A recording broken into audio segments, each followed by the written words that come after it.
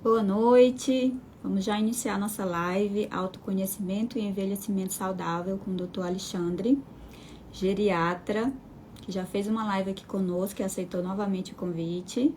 Então, sejam bem-vindos. Daqui a pouco ele vai entrar e a gente começa.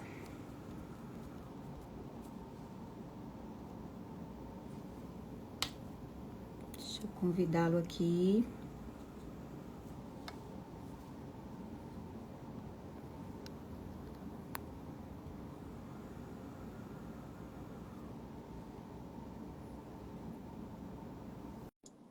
Oi, gente, boa noite. Convidei aqui o Dr. Alexandre, vamos esperar ele entrar. Nosso tema hoje é autoconhecimento e envelhecimento saudável. Dr. Alexandre é geriatra e lida muito com essa questão da saúde, né? Ele gosta muito de falar a respeito da prevenção logo cedo, né? Para poder ter o envelhecimento saudável. Ele deu um oi aqui, aguardando. Boa noite, sejam bem-vindos. Boa noite, Jazana. Aguardando, doutor Alexandre. Oi, doutor, eu enviei a solicitação. Tá aqui dizendo para mim que está aguardando você aceitar.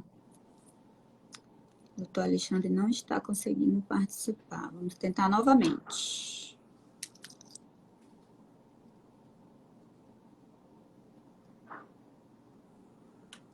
Opa, conectando. Olá, boa noite. Deu certo. Fiquei ansiosa aqui, achando que não ia dar certo você se conectar. Tudo bom, doutor? Seja bem-vindo. Bom, deixa eu ajeitar aqui a câmera. Ok.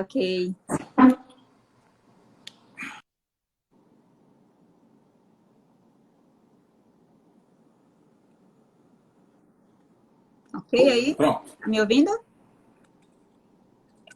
agora sim. Ok.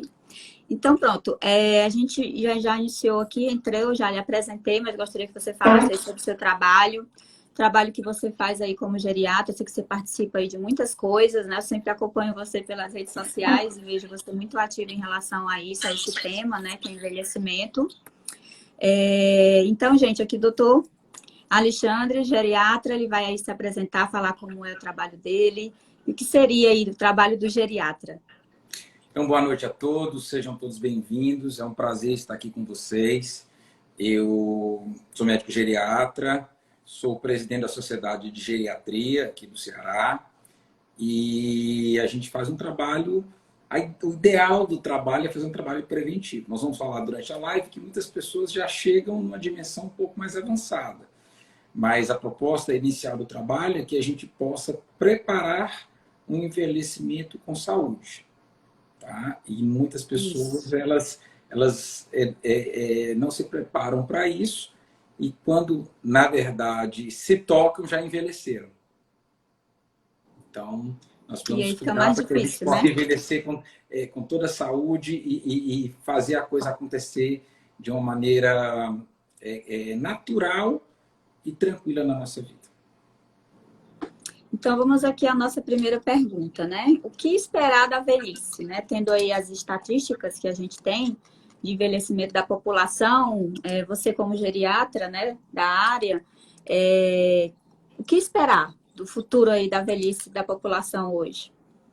Vamos lá. A primeira coisa que eu queria dizer é que existem alguns estudos estimando que a pessoa que vai viver 150 anos já nasceu.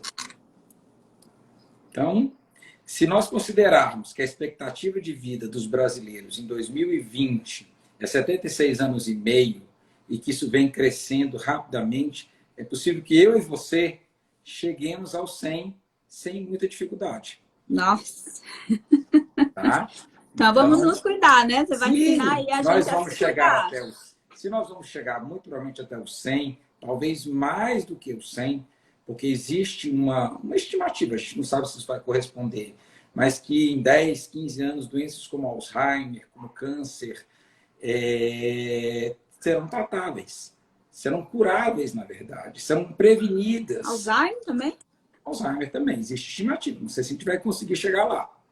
Mas se essas barreiras forem vencidas, acreditamos que muitas pessoas vão chegar tranquilamente aos 100 anos com saúde.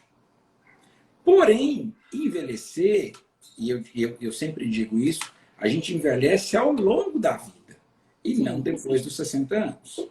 Então, se nós vamos envelhecer, é preciso que nós façamos um processo para que cheguemos a um envelhecimento bem-sucedido.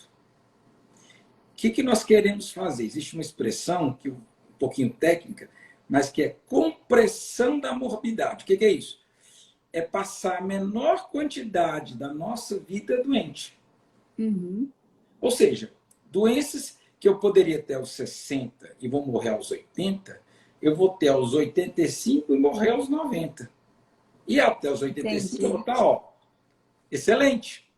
Então, comprimir a morbidade é doença, é ter menos tempo de doença. Mas, para isso, eu preciso me preparar para envelhecer. O processo de envelhecimento, eu sempre digo, começa na hora que a gente nasce. A partir dali, o tempo começa a contar, né? E se eu vou assumindo atitudes saudáveis, eu vou como que, eu falei isso na outra live, como que fazendo uma poupança para o futuro.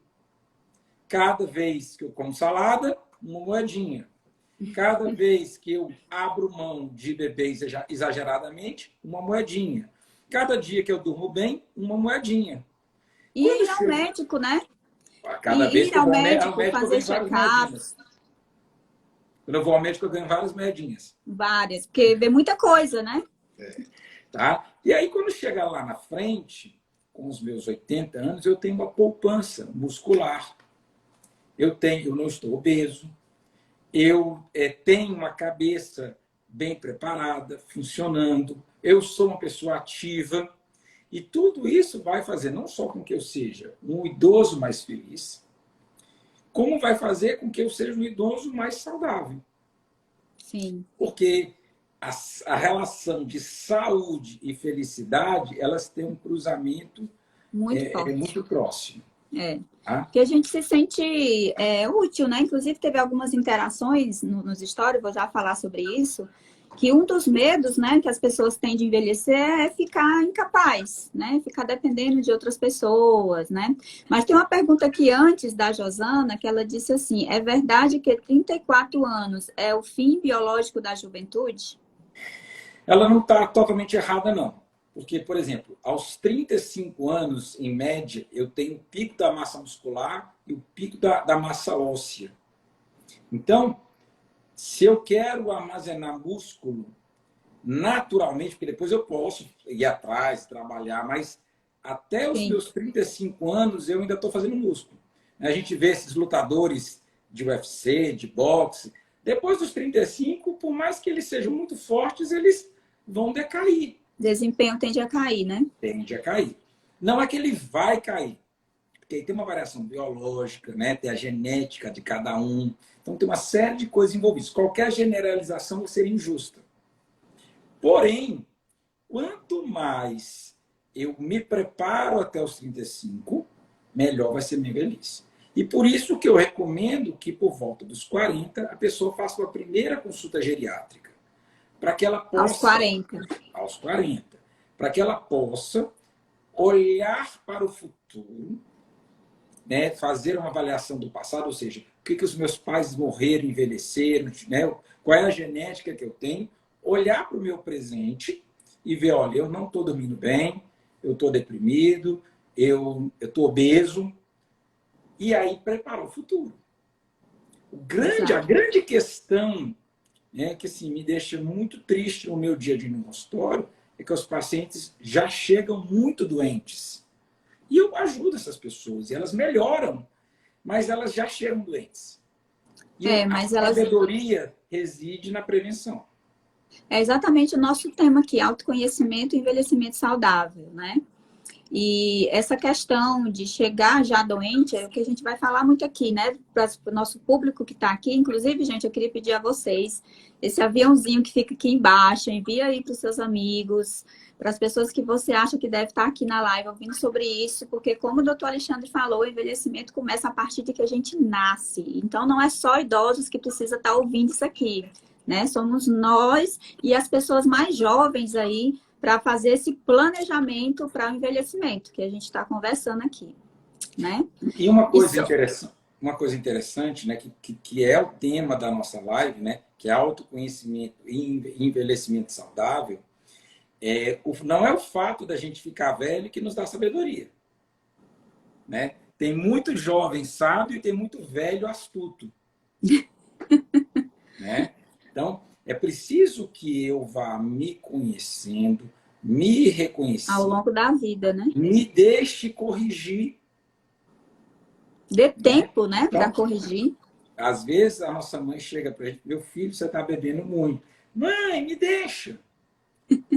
Né? E aí é aquela Depois coisa que vai a gente... acabar aos cuidados da mãe. Exatamente. Ou então acabar com a mãe, né?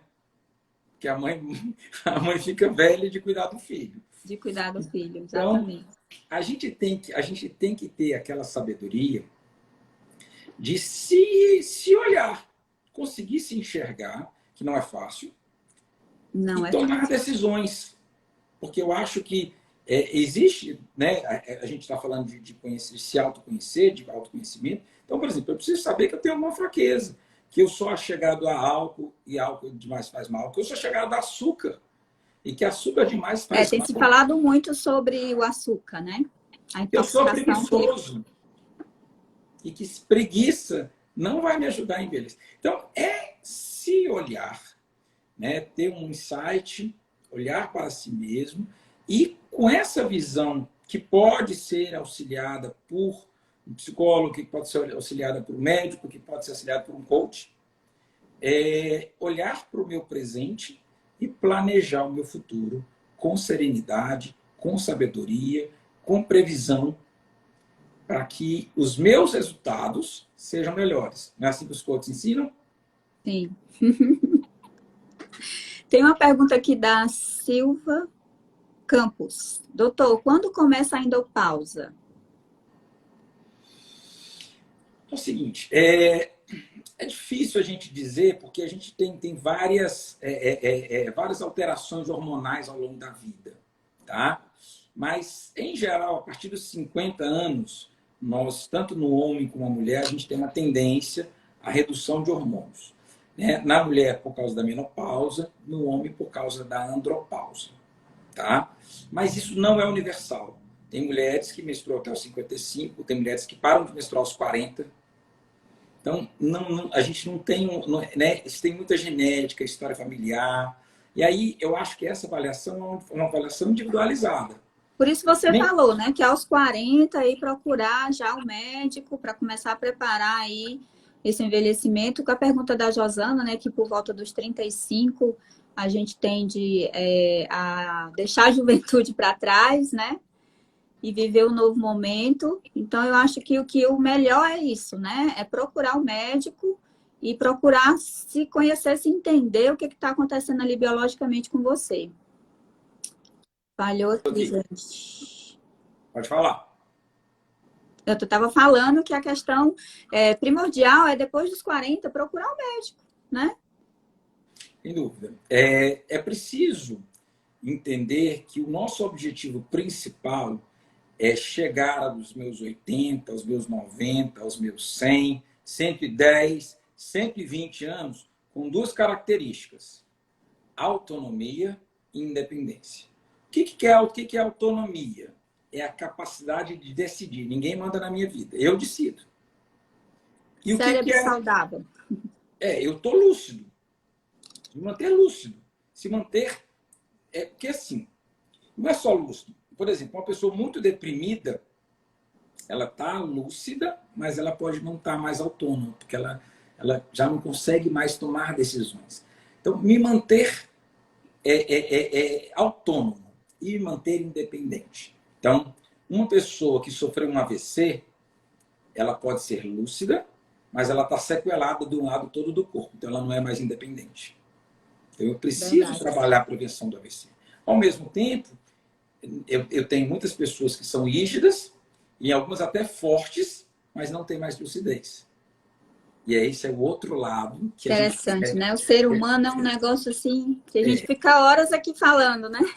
Pois é, mas aí você vai falar, mas essa pessoa que é forte fisicamente, ela não fez atividade física, ela não se alimentou adequadamente, só que esses não são os únicos fatores.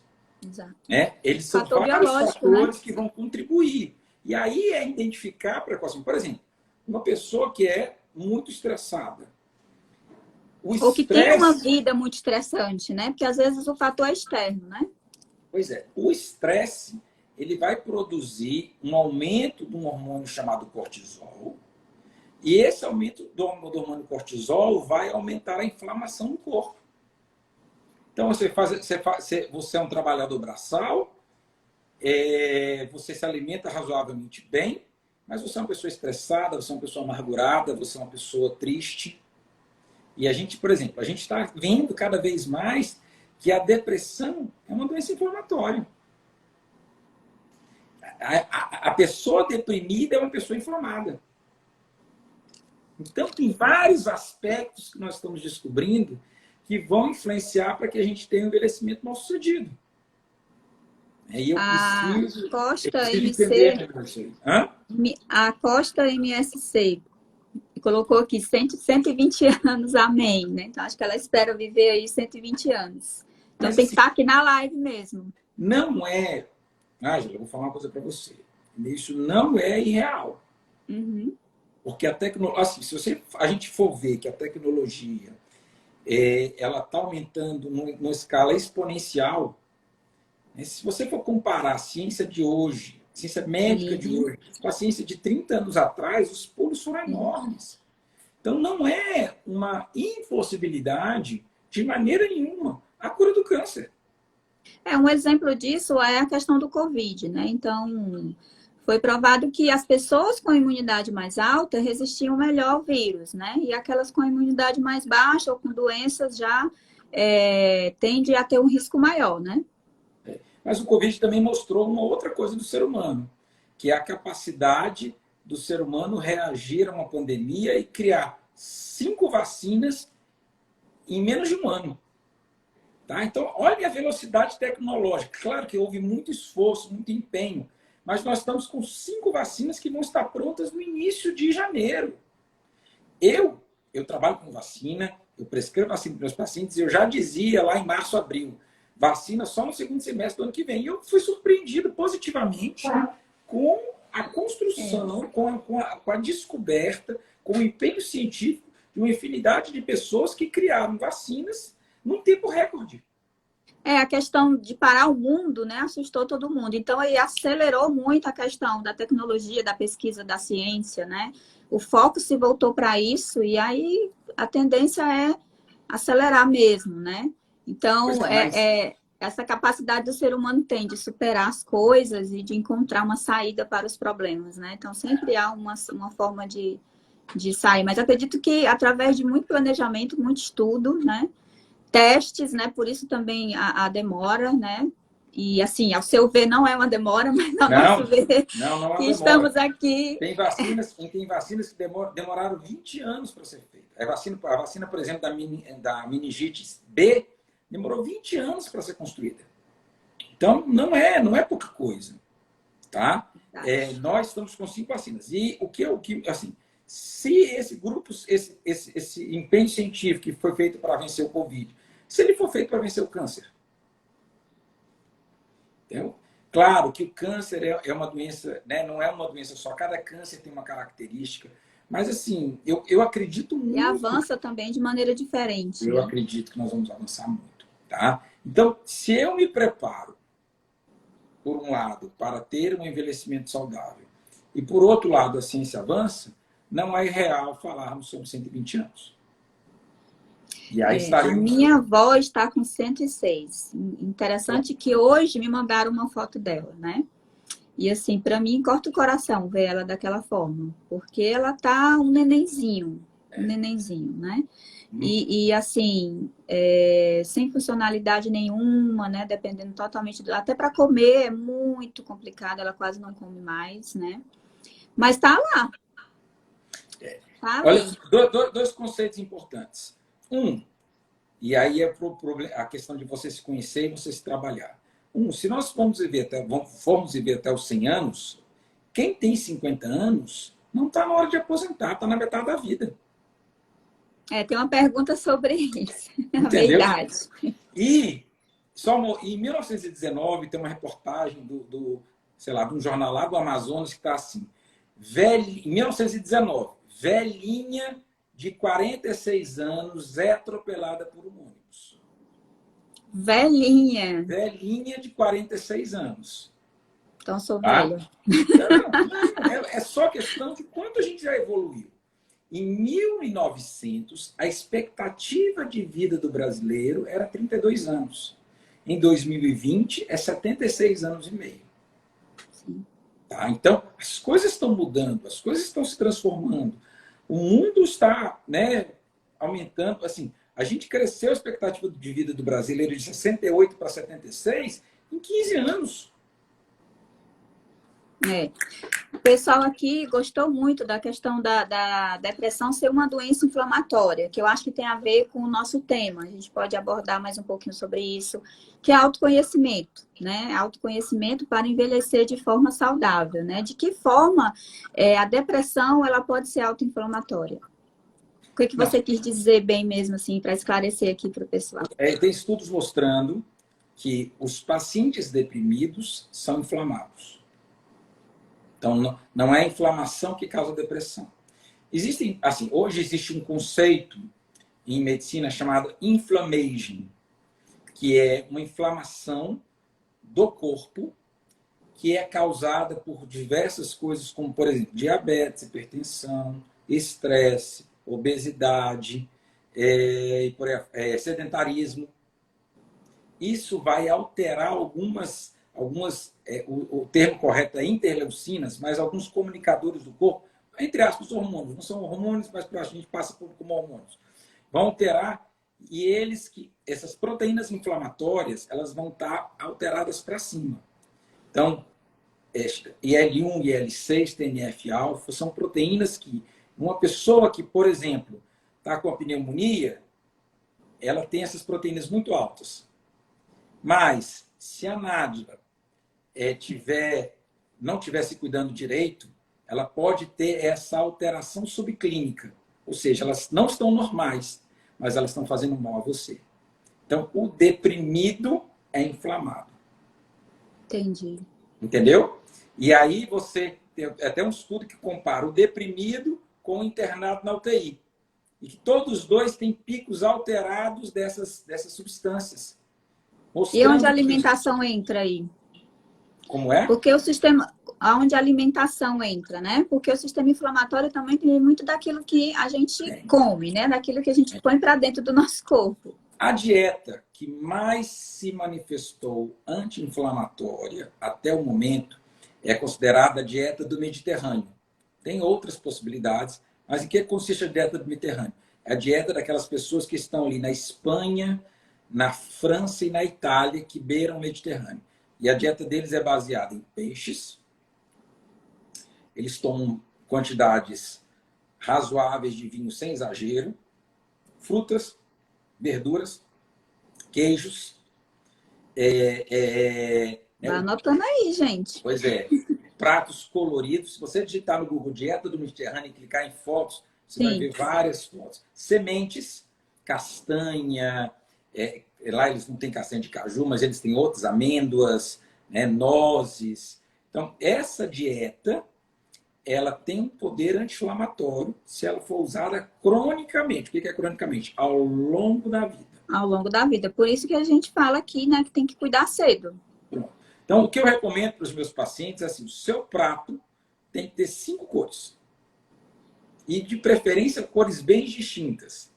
Tá? Nada daquele prato, macarrão, arroz e farofa. Prato do brasileiro. Né? Nada de macarrão, arroz e farofa. Isso não contribui para que a gente tenha um envelhecimento saudável. Não é que você não possa comer arroz, não é que você não possa comer macarrão e não é que você não possa comer farofa. Inclusive, eu Mas gosto não de comer todas em as três. excesso e nem todo dia, né? E nem todo dia e não os três juntos. Tá? Então, a gente precisa equilibrar a nossa alimentação ao longo da vida, sem frescura. Né? Comer de tudo, Comer porém mais não natural tudo. possível, né? Comer de tudo, porém não tudo. O que é comer de tudo? Então, eu posso comer um pouquinho de cada coisa, mas eu não posso comer uma porção inteira. Por exemplo, eu posso comer chocolate? Posso. Se eu comer um pouquinho de chocolate, mas eu não posso comer a barra. Inclusive, o chocolate tem propriedades anti-inflamatórias. Mas em Inflamatórios. grande quantidade, ele engorda. Aí piora o nosso meio de campo. Exato. Tá? A Então, Josana, ela fez uma pergunta que eu acho que a gente já meio que respondeu, né? Existe algum alimento que seja altamente rejuvenescedor que o senhor indica? Você não estava tem um. falando, né? Olha, eu posso ser bem sincero. Hoje tem gente na internet ensinando É tudo que conjunto pode. da obra. E não existe, gente. Não tem solução fácil. Não Mágica. existe. Se a pessoa chegar e falar assim, eu vou lhe ensinar a falar em 2 horas, não vai. Essas soluções mágicas, elas não funcionam. O envelhecimento é um processo de uma vida toda. É um processo complexo onde a junção de tudo que você vai se organizando e nós vamos chegando. E essa questão do autoconhecimento, né? Porque na juventude a gente costuma ser meio que inconsequente, né? Vai vivendo, vai experimentando de tudo e vou aproveitar minha juventude, né? Que a gente escuta muito, né? Vou aproveitar enquanto eu sou novo e aí envelhece e mais rápido e cheio de problemas com a saúde, né? O problema não é viver apaixonadamente, né? Viver com intensidade. O problema são os exageros. Essa é a questão, por exemplo, do uso da droga. Né? Que, por exemplo, o álcool pode funcionar como uma droga para algumas pessoas. Sim. Porque eu começo a usar e eu não consigo mais parar. O álcool, diferente do cigarro, o álcool ele pode ser benéfico. Então, por exemplo, tem um estudo mostrando, associando cerveja com longevidade. Aí eles foram olhar o estudo e foram aprofundar, e na verdade não foi a cerveja. O estudo mostrou que quem se beneficiou foram aquelas pessoas que tomaram pouca cerveja, mas em grupo. Então, o que ajudou na longevidade foi a convivência. Foi o happy hour. Aquilo ali, a sociabilidade, né? E não necessariamente precisa ter a cerveja, né? Precisa ter o álcool para isso acontecer. Mas o estudo mostrou que não tem problema ter a cervejinha. O problema é que a pessoa vai lá e toma 10 cervejas. Mas às vezes, por tomar aquela primeira, aí nunca consegue parar. Porque acha que precisa dela, né? Mas aí é a hora que nós estamos falando do autoconhecimento e envelhecimento saudável. Se a pessoa, nela, ela tende, e aí não vale só cerveja, vale para o açúcar, vale até para o sexo. Né? Se a pessoa faz alguma coisa de maneira exagerada, ela vai acabar, né, machucando alguém, tendo uma doença venérea ou alguma coisa desse tipo. Tá? Então, equilíbrio, então, né? Equilíbrio em todas as coisas. É a frase da vovó, tudo demais é veneno. Eu cresci escutando essa história aqui no meu ouvido. Tudo demais é veneno, tudo demais é veneno. Sabedoria, né? Então, a sabedoria reside no equilíbrio. Então, o álcool, ele pode ser benéfico. Esses estudos, a dieta do Mediterrâneo inclui vinho. Só que doutor Alexandre, eu não tenho condição de recomendar para você, ou para qualquer uma das pessoas que está aqui nos assistindo, que essa pessoa beba álcool. Porque ela pode ter uma tendência ao alcoolismo. Agora, uma pessoa que bebe álcool moderadamente, essa pessoa não precisa parar de beber álcool. Moderadamente. Vou repetir. Moderadamente. E o que é moderadamente? Seria o equivalente a uma dose de uísque por dia, 2 cervejas long neck, uma taça com mais ou menos 250 a 300 ml de vinho por dia, né? Uma dose de gin, de qualquer uma coisa. Né? Eu estou falando 2? Estou falando 3? 4? 5? Não. 1. Se a pessoa ela tem esse hábito, principalmente do vinho, porque o vinho tem realmente substâncias anti-inflamatórias dentro dele. Tem os flavonoides que vão, né, o resveratrol que vai diminuir a inflamação no corpo. Então, se você puder beber vinho, Só que é complicado, porque o vinho é uma delícia. Mas também você pode buscar essas vitaminas e essas substâncias necessárias através da medicação que hoje em dia, né? Você falou do Resveratrol, né? A gente não tem muita, assim, pode ser que funcione, mas o grande problema de vitaminas, e aí eu vou entrar numa outra vereda que é muito... Agora no Covid foi zinco e vitamina C demais, né? Pois é, mas ninguém sabe se funciona. Então, o grande problema das vitaminas é que quando eu faço um remédio novo, eu tenho que passar por todo um estudo científico e não sei o quê. Quando é vitamina, não passa. Então, tem muita gente colocando vitamina no mercado que a gente não sabe se funciona. Se está na concentração certa. Entendeu? Os estudos foram feitos com vinho. O que eu posso recomendar é vinho. Mas eu não posso recomendar vinho para todo mundo, porque a pessoa pode viciar no vinho. Sim. Tá? Então, a recomendação é, se você já tem o equilíbrio e está tomando quantidades pequenas de vinho, 250 ml por dia, não teria problema, teria benefício. Mas se você toma uma garrafa de vinho por dia, já tem problema. Porque o nível entre o que é benéfico e o que é maléfico não é muito distante. Então o álcool é complicado. Já o cigarro não traz benefício algum para a saúde. Não existe benefício do cigarro para a saúde. E aí, aí a pessoa, mas quando eu fumo, eu melhoro a ansiedade. Não. A falta do cigarro gera ansiedade. E aí, quando você fuma, o nível de nicotina sobe, a ansiedade diminui. Então, você não fica menos ansioso com o cigarro, porque você já tem um mecanismo rebote, que de tempos em tempos a ansiedade vai diminuindo, porque o nível de nicotina está baixando. E aí o cigarro... E para o cigarro também serve aquela que você falou, né? Da sociabilização, né? Tem gente que se reúne ali para fumar e conversar, né? Tem também isso, né? Desse ambiente. Teria esse benefício da socialização. Mas o cigarro não seria a maneira ideal. Sim, Ele só traz malefícios, né? Eu estou dizendo que também tem pessoas que se reúnem para isso, da mesma forma que se reúnem para o álcool, né? É interessante a gente frisar aqui que não necessariamente precisa dessas substâncias para a gente se sentir bem, para a gente se sentir feliz. Não estou dizendo... É porque a gente está abordando vários temas aqui. Uhum. Aí eu abri um capítulo sobre o álcool e sobre o cigarro.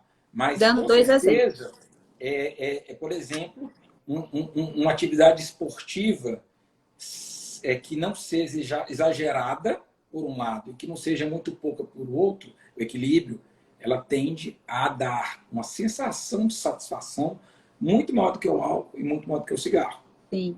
Tá? Inclusive, para paciente depressivo, né, os médicos sempre recomendam atividade física constante, né?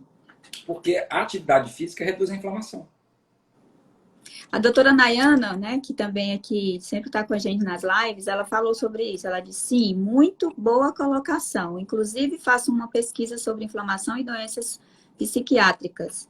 Vários marcadores inflamatórios são aumentados nesses casos. Só confirmando aí o que você falou na voz da doutora Nayana, né? Pois é. E aí, Nayana, obrigado. Mas a atividade física, ela traz uma série de benefícios. Ela melhora o sono, nesses pacientes psiquiátricos. Ela melhora o sono, ela melhora a disposição, ela diminui a inflamação. Ela vai fazer com que esse paciente, né, deixa ele, muitas das atividades físicas, ele interage com outras pessoas. Por exemplo, interage. Há uns 2 anos atrás, eu comecei a jogar beach tênis e é uma delícia. E você interage com outras corrida, pessoas. Né? Tem muitos grupos de corrida. Corrida, eu faço corrida também, eu adoro. Então, eu vi.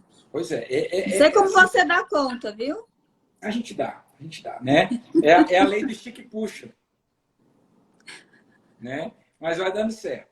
Mas assim... Estou vendo aqui os comentários do pessoal. Nós só vamos ter disposição se a gente se dispuser. Então a gente tem que começar.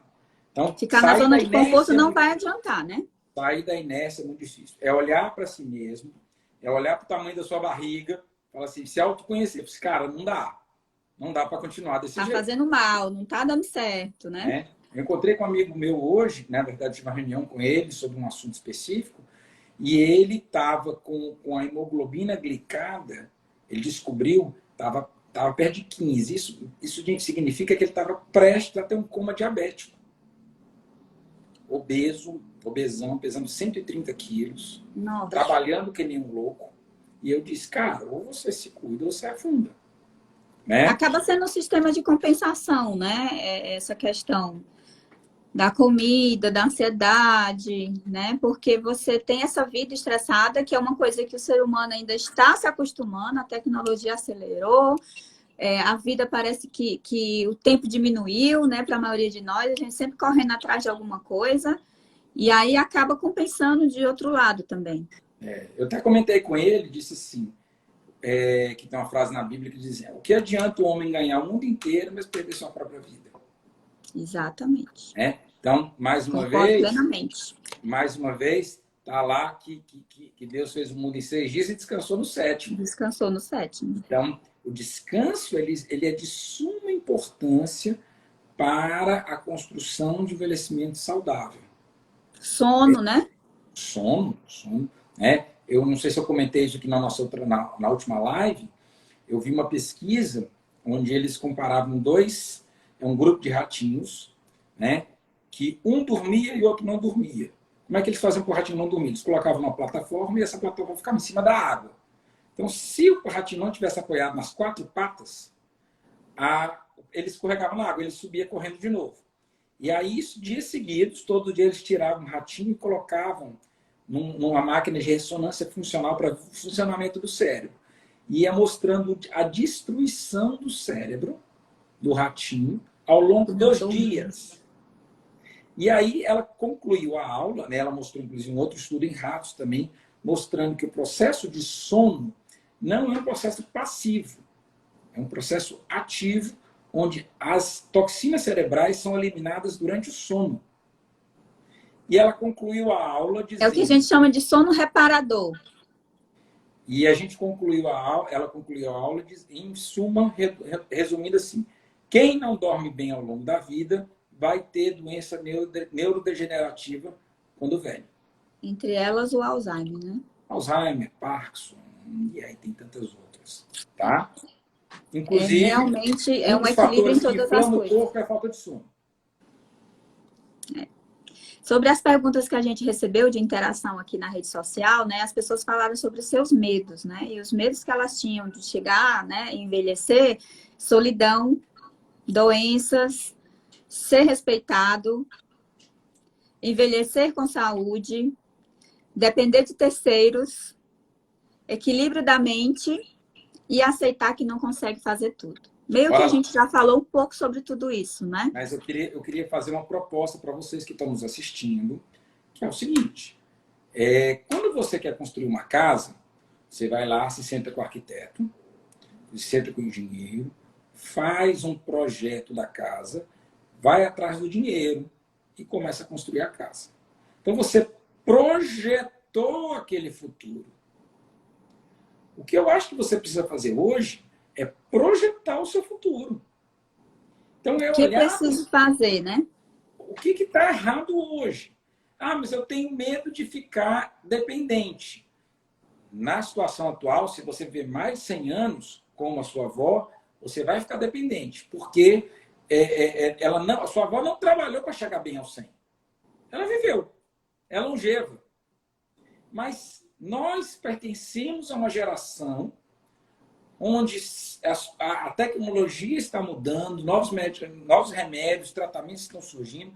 E se eu mantiver o meu corpo ativo e saudável, existe essas pesquisas, né, saírem. É provável que eu chegue à minha terceira idade, né, que, na minha opinião, tem que deixar já de ser 65 anos, nós vamos passar para 70, 75. E, inclusive, eu vou falar eu acho que eu não vou receber o meu INSS antes dos 70. Porque daqui para lá já vai mudar. Porque ainda falta muito tempo para chegar e a população vai viver cada vez mais e já não vai ter dinheiro para pagar. E nós vamos trabalhar pelo menos. Você tocou no assunto de uma das nossas perguntas, que em que a terceira idade é diferente da velhice? Eu acho que são conceitos, né? A terceira idade é o momento onde a pessoa começa a ficar velha. Tá? Mas eu acho que, dentro daquele conceito de envelhecimento bem-sucedido, eu tenho, por exemplo, durante muitos anos eu fui professor da Unifor e meu campo de aula para os meninos era no La Torre de Melo. E lá a gente via pessoas que passaram a vida na rua, bebendo, pessoas, né, em condições subhumanas. E aí a gente vê pessoas de 60 anos de idade que são mais velhos do que outras que você conhece de 95. Mais uma vez, a questão de como eu vivi ao longo da trajetória. Então, não tem assim... né, a gente hoje considera já muito idosos, pessoas com mais de 80 anos, e considera os super idosos, os super agers, aqueles que vivem mais de 100. Né? Existe um estudo da Universidade de Harvard com mais de 40 mil centenários nos Estados Unidos. E eles estão estudando o que aconteceu para essas pessoas chegarem aos 100 anos. Mas também não é só chegar aos 100 anos, né? É chegar aos 100 anos de forma funcional. Aí eles estão estudando para ver o que essas pessoas têm diferente para poder melhorar cada vez mais. Né? Existe uma questão que é intransponível, que é a questão da idade, que é a questão da genética. Qual a idade que seus pais morreram? Não quer dizer que você só vai viver até aquela idade. Porque, por exemplo, vou dar um exemplo. E de quê também, né? Porque às vezes é de alguma doença que eu posso ter herdado. Né? Mas eu vou dizer uma aqui. Eu acompanhei 3 gerações já, onde o pai morreu de infarto aos 49. Os filhos viveram até os 75, porque aos 46, 47 já fizeram ponte safena, já fizeram stent. Então eles viveram até os 75. E os netos, possivelmente, vão viver até os 90. Porque sabiam, né, que o pai tinha falecido daquilo e foram se cuidar. Por exemplo, eu tenho uma família que tem histórico de doença cardiovascular. Então, eu já fazendo a minha prevenção geriátrica, eu identifiquei aos 32 anos que o meu colesterol não era muito bom. Então, desde os 32 anos, eu já tomo remédio para o colesterol. Ou seja, o meu colesterol hoje, ele tá lá, o ruim está lá embaixo. Melhor, muito melhor do que eu estaria se eu dependesse só da minha genética. Sim.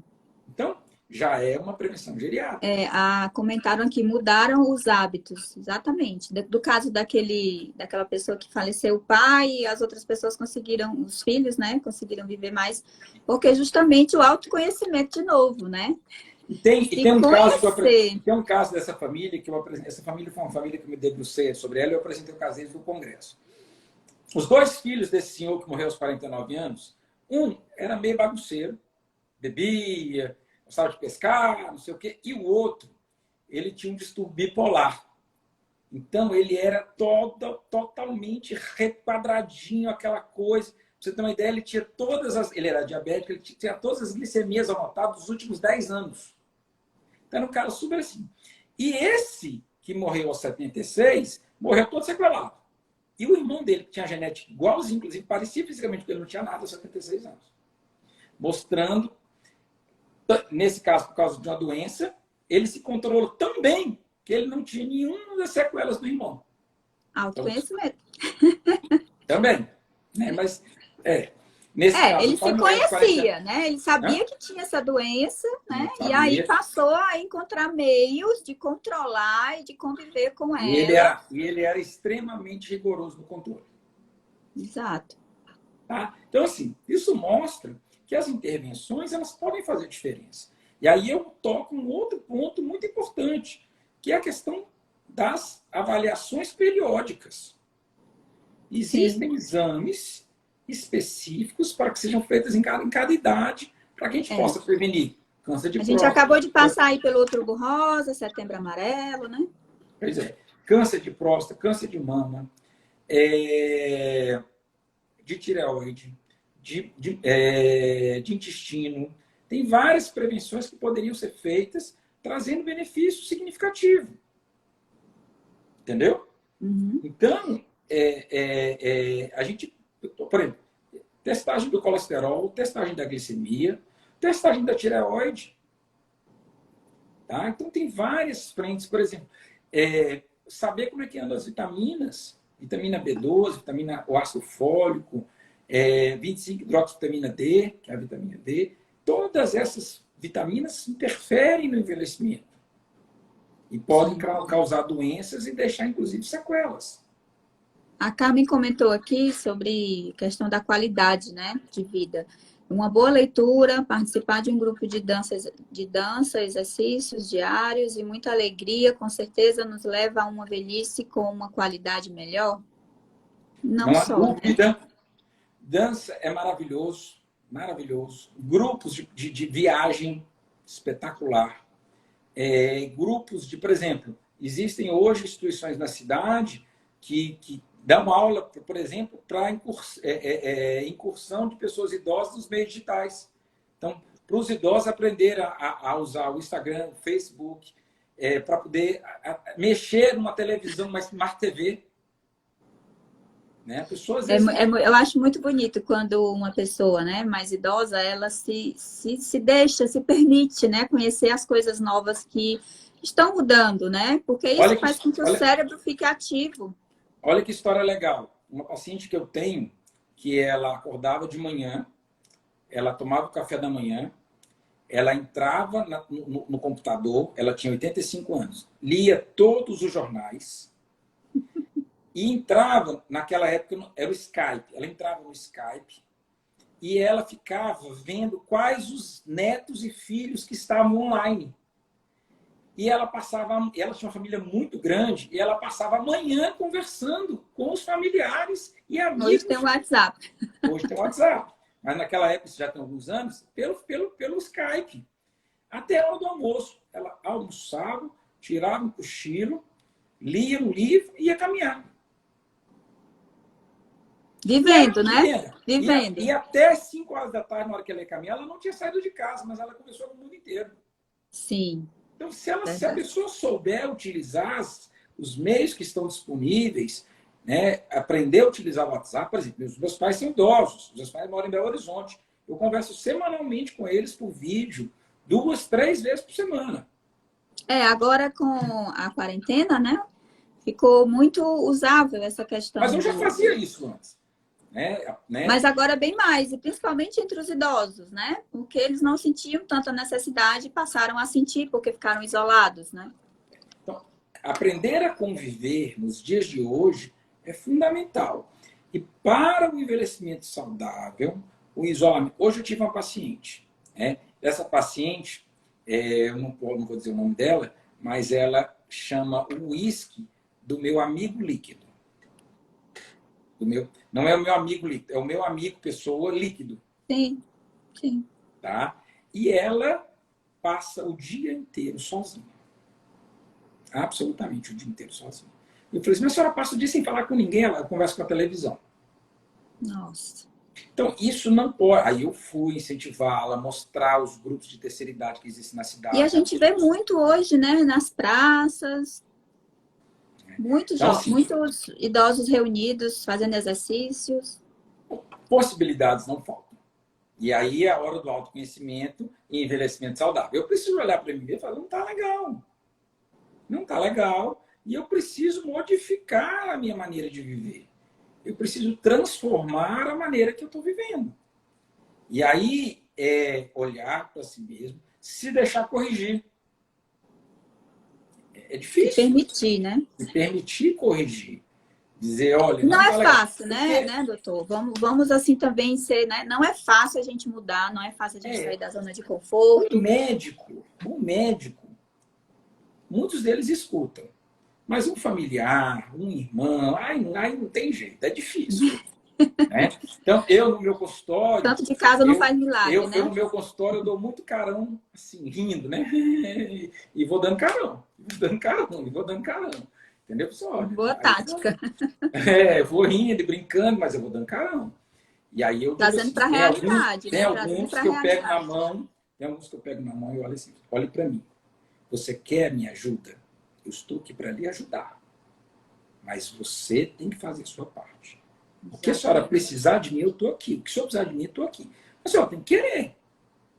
A senhora não quiser, eu não posso fazer nada. E é interessante como o seu trabalho, né, ajuda as pessoas através do autoconhecimento, né? não é só a medicina em si, né? Não é só a questão de você ser médico, né?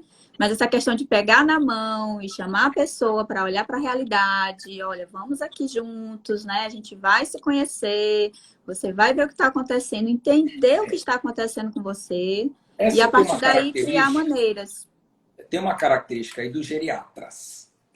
O cara que escolhe geriatria, né, o residente que escolhe fazer residência de geriatria, ele já tem essa questão holística junto com ele, ele já é essa pessoa que vê a pessoa como um todo, ele já é essa Mente e pessoa mais corpo, né? acolhedora.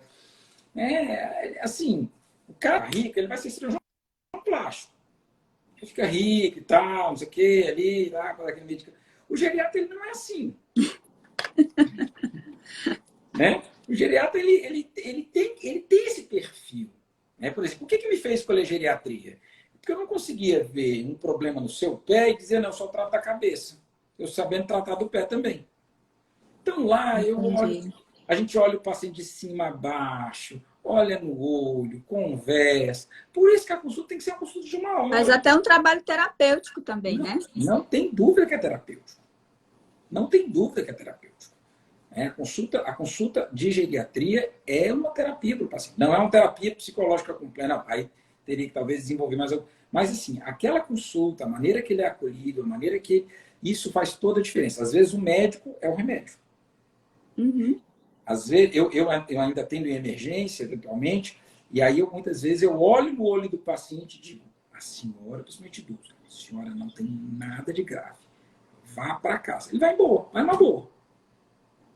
Entendeu? Porque essa confiança que você passa, quando você sabe o que está fazendo, porque tem muita gente também que faz besteira, né? Mas quando você tem experiência, você já viu muitas vezes, você já estudou, e aí você vê que aquilo não é grave, você olha, às vezes eu recebo um paciente diabético, hipertenso, obeso, aí eu olho no olho dele e digo, vem cá, você tem tudo para ter um envelhecimento mal sucedido, mas você não tem ainda nenhuma sequela.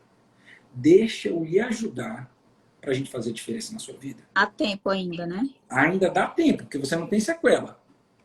Mas você vai ter. Se você não se cuidar, você vai ter. Exatamente.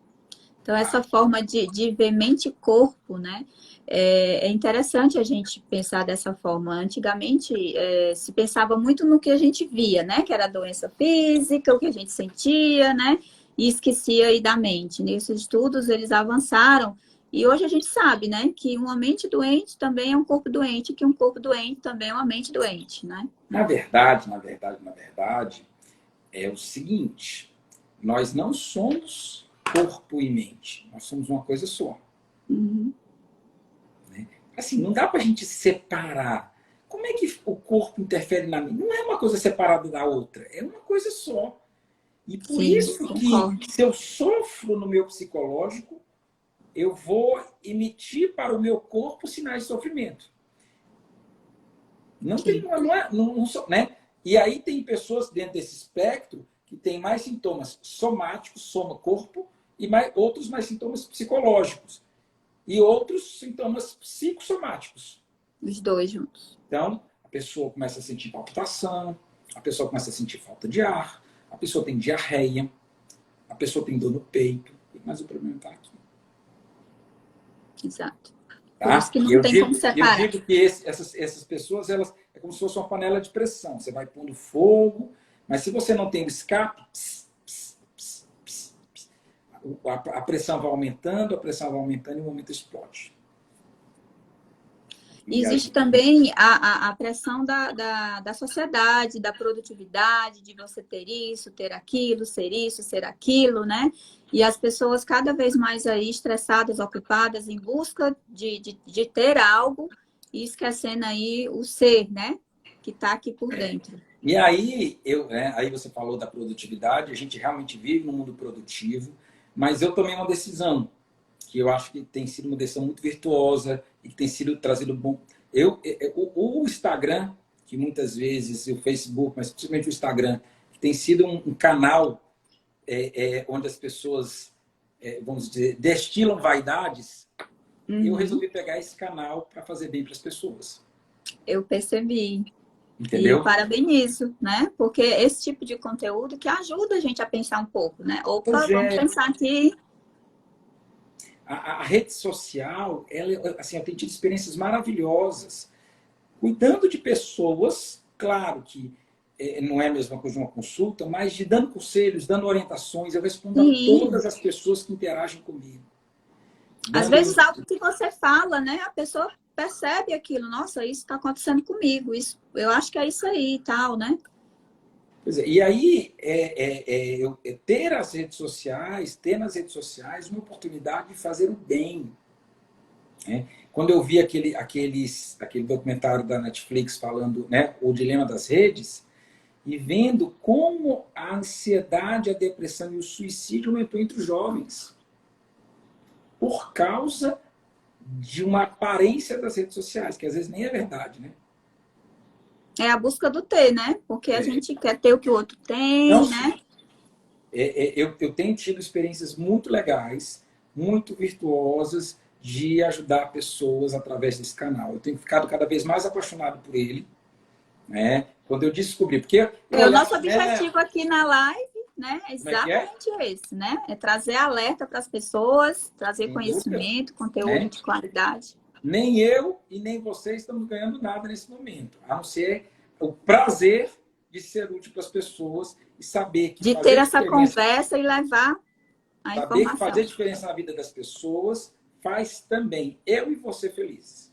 Sim, com certeza. Né? E eu aprendo com você muita coisa, né? E É eu com uma você. verdadeira aula. E eu com você. Né? Essa Então, interação muito boa. essa. Hoje eu fiz um Reels falando sobre generosidade. Né? E falando que quando você divide, quando você partilha a sua vida, partilha o que você É a tem, lei da abundância. você é mais feliz. É, a lei da Então, abundância. vamos divulgar esses canais, né? Tanto, eu acho que você também faz um trabalho nesse sentido. Sim, Eu me acho que esforço lá. a gente precisa ajudar as pessoas, elevar as pessoas e não deprimi-las, Exatamente. né? Eu gosto Usar muito de os falar do nossos recursos que potencial, estão. né? Do, Como é do, que do é? potencial do ser humano, né? A gente tem uma capacidade que a gente não tem noção dela. E muito passa pelo autoconhecimento, né? Quando eu passo a viver a vida por viver simplesmente, né? Sem ser em busca de um propósito, de uma razão, ou de um envelhecimento mais saudável, né?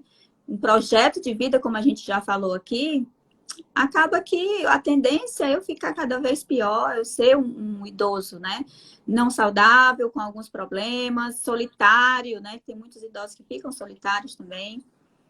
E eu acho que é por aí, é a questão do autoconhecimento mesmo, e fazer um projeto de vida em busca desse projeto de vida, cuidando da mente e do corpo. É. Então eu convido a todos a me seguir lá nas redes sociais para a gente interagir cada vez Com mais e certeza. poder Todo dia tem dividir. conteúdo lá. Todo dia tem conteúdo e a gente procura fazer um conteúdo que faça realmente diferença na vida das pessoas. Porque é isso que Então, a nossa importa. Exatamente. Então, gente, vai lá. Eu gosto muito das coisas que você fala, da forma como você fala, né? E, assim, essa interação com as pessoas realmente ajuda, realmente ajuda. Porque quando bate ali, que a gente bate o olho, que a gente vê, que a gente sente aquele momento, alguma coisa que a gente fala, alguma palavra, ela vai ficar, né? E isso é o que motiva a gente a estar aqui e estar também lá nas nossas redes sociais, né? Então, doutor, a gente só está com 5 minutinhos para terminar aqui a live. E eu queria que você fizesse aí um fechamento, né? Que conselho você daria aí para o nosso público?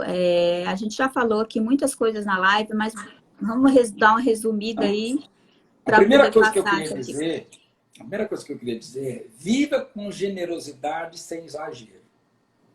Se você, né, estava falando, então viva com generosidade, aproveite a vida. A vida é para ser vivida com Sem generosidade, exagero. mas sem exagero. Mas, sem exagero. Entendeu? Então, encontrar o equilíbrio entre essas duas coisas. E programar a construção, entre aspas, da sua casa. Ou seja, fazer uma programação para que você não chegue lá com uma casa toda caindo aos pedaços, precisando ser reformada, mas na verdade não tem mais como reformar. Ter muito dinheiro, mas não resolve. Tá? Que é outra coisa que me dá maior coceira no corpo é usura, né? É pondurismo, né? Que faz mal para a saúde também. Então, então Pensar só em si, né? Acho que é pensar só a em si, né? gente não vai levar nada dessa vida. Não Quando a adianta. gente ajuda, estende a mão, é como você falou, né? A gente está aqui com esse tempo aqui, 1 hora conversando para ajudar as pessoas e a gente se sente bem com isso, né? Vale mais uma gargalhada do que muito dinheiro no bolso, né? E também aquela outra coisa, que quem tem amigos na praça tem dinheiro, né? Não passa necessidade. Então vamos fazer amizade, vamos interagir, vamos viver essa vida com largueza e cuidando da sua saúde. Então, se vocês forem lá no meu perfil, vai ter várias orientações de como é que você pode, por exemplo, prevenir o Alzheimer, mas que serve para todas as doenças. Tá? Tem lá 9 passinhos simples. Olha aí, Vai gente, lá, a dica. Vamos vai lá, correr lá para ver esses 9 passinhos. tá? E vá ao médico. Faça Realmente. check-up. Inclusive, eu estou esperando você lá. Depois Sim, que pois é. você tiver bebê e tudo, aí eu te espero lá. A gente teve um mês bem agitado por conta de finados, mas eu estou me organizando para ir lá, sim. Já tenho mais de 40, Vai ser um né? prazer Então... recebê-la e receber a quem quiser ir lá para a gente poder interagir e cuidar da saúde de vocês. Então, gente, muito obrigada por estar aqui com a gente até agora, por ouvir aqui a nossa conversa. Obrigada ao doutor pela verdadeira aula sempre, né? Muito conhecimento. E é isso. Mente e corpo unido para que a gente possa ter uma vida mais prazerosa, mais feliz e ter um envelhecimento mais saudável, que a gente consiga funcionar bem aí nesse período da nossa vida, que vai chegar, né? Às vezes a gente pensa, não, tá longe, eu só tenho 20, só tenho 30, né? Mas uma hora vai chegar. Um grande beijo. Beijo, tchau. Obrigada, gente. Boa noite. Boa noite.